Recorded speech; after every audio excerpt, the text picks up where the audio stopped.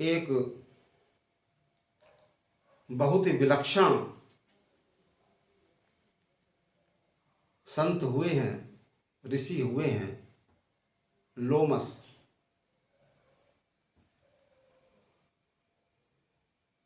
ये चिरंजीवी कहलाते हैं। भगवान की सृष्टि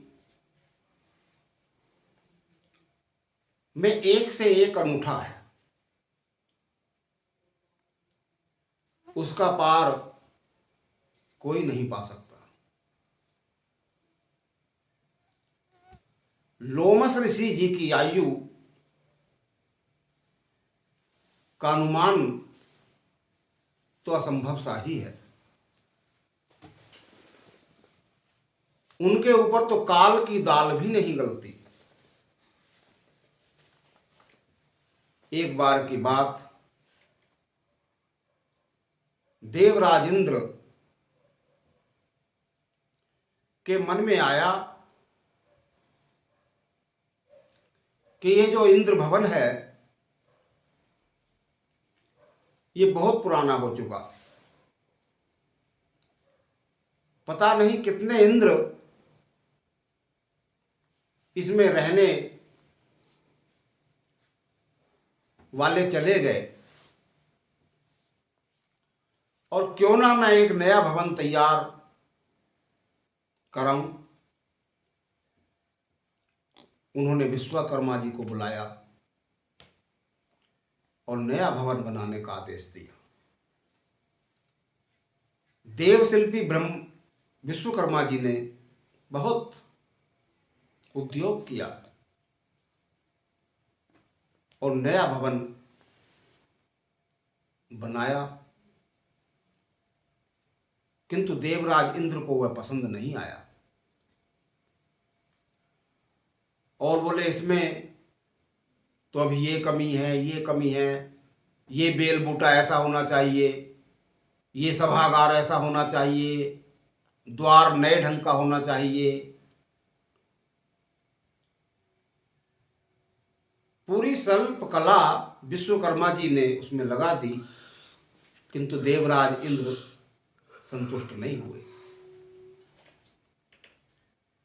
तब उन्होंने ब्रह्मा जी से प्रार्थना की, उनका आह्वान किया कि हे ब्रह्मदेव, हे पितामह, मुझे बचाओ।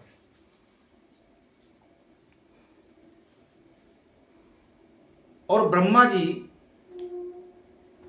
ने मन ही मन भगवान का स्मरण किया।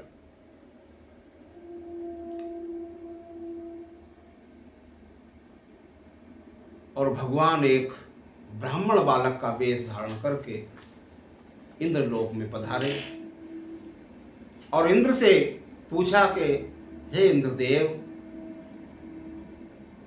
आपका ये नया भवन तो बहुत सुंदर है, इसे बनाने में कितने विश्वकर्मा लगे हैं? तब इंद्र ने कहा, क्या ब्राह्मण कुमार, मैं तो एक ही विश्वकर्मा को जानता हूं, क्या और भी विश्वकर्मा हैं? तब उस ब्राह्मण बालक ने हंसकर कहा, जो भगवान ही थे,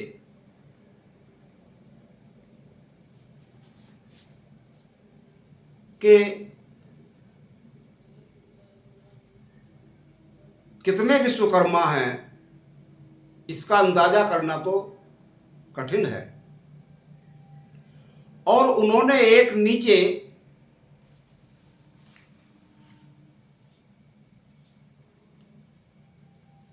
200 गज की लंबाई चौड़ाई में चींटों का समूह दिखाया कि देवराज इंद्र, ये इन चींटों को देख रहे हो? बोले हाँ। बोले ये सब कभी ना कभी इंद्र रह चुके हैं,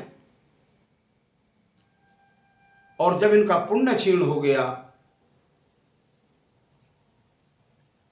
तब ये विभिन्न योनियों में होते हुए आज चींटे हैं। और इतना सुना, देवराज इंद्र की तो पैरों तले से जमीन निकल गई। तभी भगवान की प्रेरणा से उसी समय महर्षि लोमश वहां पधारे। अत्यंत तेज उनके मुखमंडल पर अग्नि स्वरूप, और लोमस का अर्थ होता है बाल, रोएं, लोम। उनके पूरे शरीर पर बहुत घने बाल थे। देवराज इंद्र ने उनका अभिनंदन किया और महर्षि लोमस मात्र एक कोपीन लंगोटी बांधे रहते थे और सिर पर अपनी जटाओं से पुरानी टूटी हुई सी चटाई बांधे रहते थे। देवराज इंद्र ने पूछा कि महर्षि, आपने ये चटाई क्यों बांध रखी है? तब लोमस ऋषि ने उत्तर दिया, देवराज, सबकी इच्छा होती है कि हमारे सिर पर छत हो, हमारा सिर भी किसी छत के नीचे हो। तो हमने ये चटाई अपने सिर पर रख लेते हैं और हम इसी से संतुष्ट हो जाते हैं कि चलो हमारे सिर के ऊपर भी छाया है। तब देवराज इंद्र ने कहा, महर्षि, आप आदेश करें, मैं आपको भव्य से भव्यतम भवन बनाकर दे सकता हूं। लोमस ऋषि ने हंसते हुए कहा कि देवराज, इस छोटी सी जिंदगी में अब क्या भवन तैयार करें?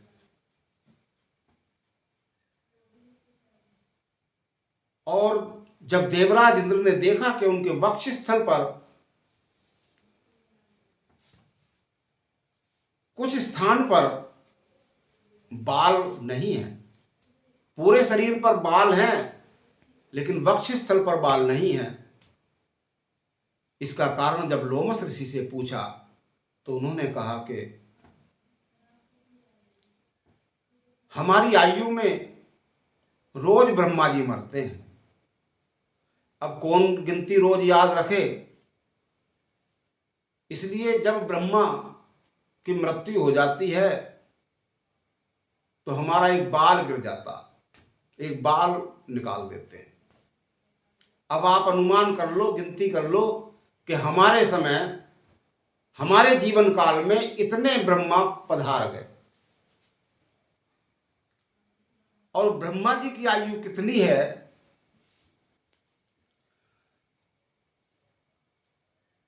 जब चतुर्युगी, चारों युग 1000 बार व्यतीत हो जाते हैं। अब आप 4 युगों की गणना कीजिए तो 4,32,000 वर्ष का कलयुग, उससे दुगना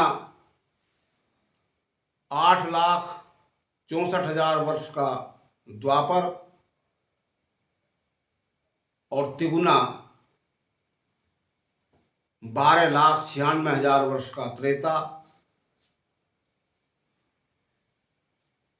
और 17,28,000 वर्ष का सतयुग। इस प्रकार चारों युगों की जो वर्ष गणना है वो 43,20,000 वर्ष, 43,20,000 वर्ष की एक चतुर्युगी होती है।